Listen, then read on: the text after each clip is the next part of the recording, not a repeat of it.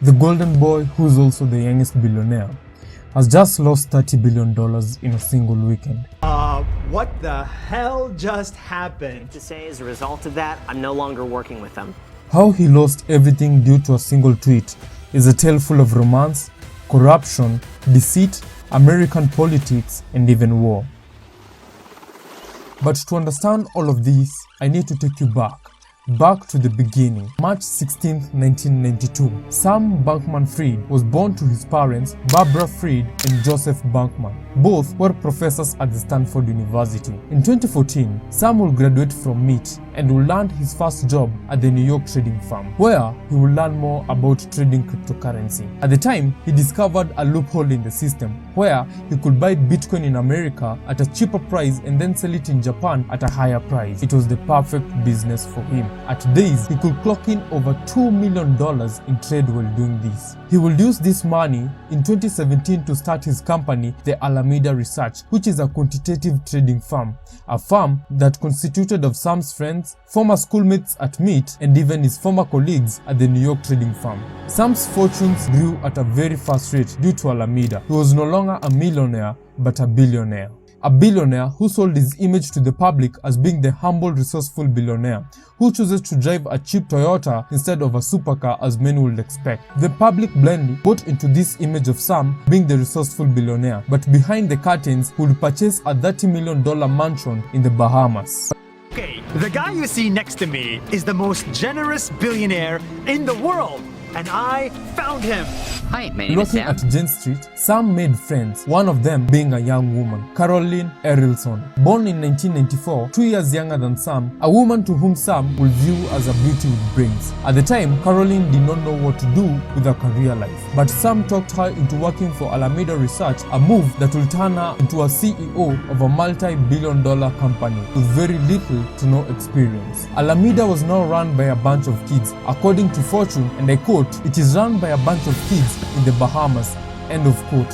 Most of them being Sam's ex-co-workers and the no-experience CEO Caroline, who was now Sam's girlfriend. A CEO that will move to Twitter to praise amphetamine drugs and polyamorous relationships on Tumblr, as it would later turn out to be known that Alameda's executives were a clique of 10 friends who would have sexual relationships with each other. Besides of all of this going on in the background, in 2019, Sam saw it fit to open his next world-changing company, FTX.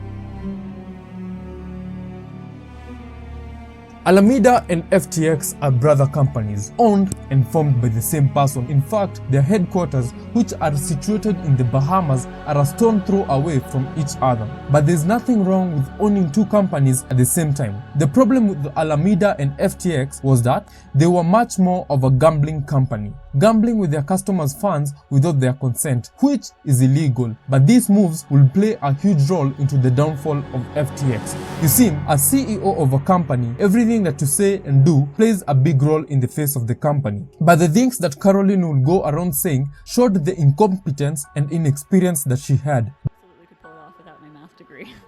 Use very little math. Use a lot of elementary school math. Being comfortable with risk is very important. We tend not to have things like stop losses. I think those aren't necessarily a great risk management tool. I'm trying to think of a good example of a trade where I've lost a ton of money.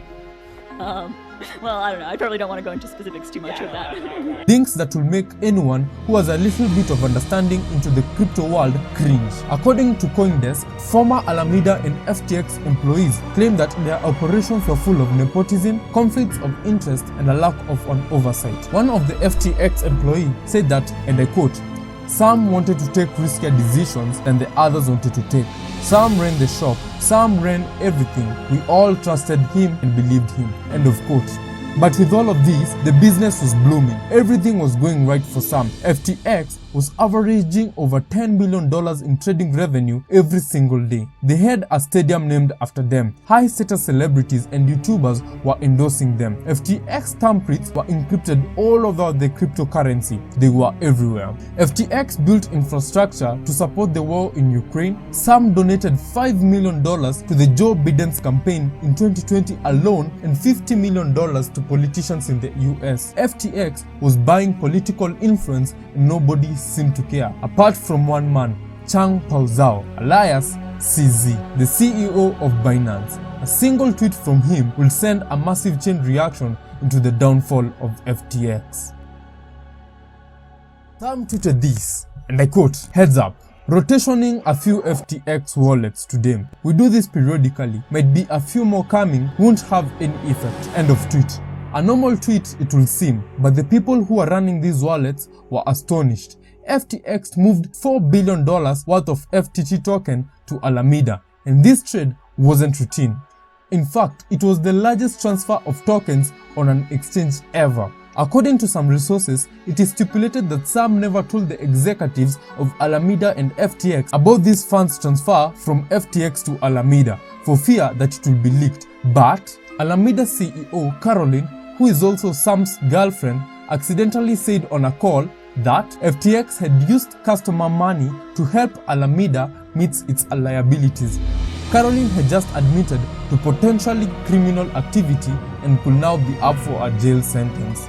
Sam created a token from thin air that was FTT and used it as collateral to finance his projects, which is very shady. This was the main opportunity for Binance CEO CZ to step in to finish off his main competitor, which was FTX. You see, CZ had $2 billion worth of FTT token, and he knew that if he cashed out from FTX, it will send them tumbling down and his competitors will be no more. So with a tweet, he said that Binance will be liquidating all of their FTT tokens. Then the ripple effect began. Sam took to Twitter and tweeted, "A competitor is going after us with false rumors. FTX is fine and assets are fine." This tweet shook the crypto world and everyone was liquidating their FTT token. In just 72 hours, people rushed to withdraw $6 billion in crypto tokens from FTX. The FTT token collapsed 80% in just 2 days. The end was inevitable.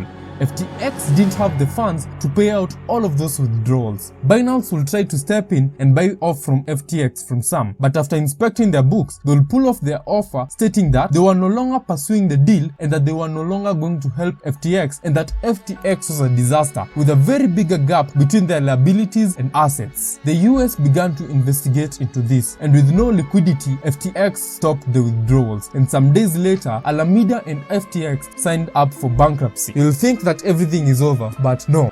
There was something else. Something else was discovered, that $1 billion had vanished from FTX, and to make matters worse, the little money that had remained in the Alameda's account was hacked and stolen with no trace. Another hit to the FTX customers. Their money had vanished into thin air. Tell me in the comments, what do you think about Binance in the fall of FTX? Do you think they played a major role? And also, a sub to the channel will be highly appreciated. We are a new channel and we are trying to hit 10,000 subscribers by the end of this year. Companies have lost millions into FTX. Finance YouTubers who had partnered with FTX are fractured.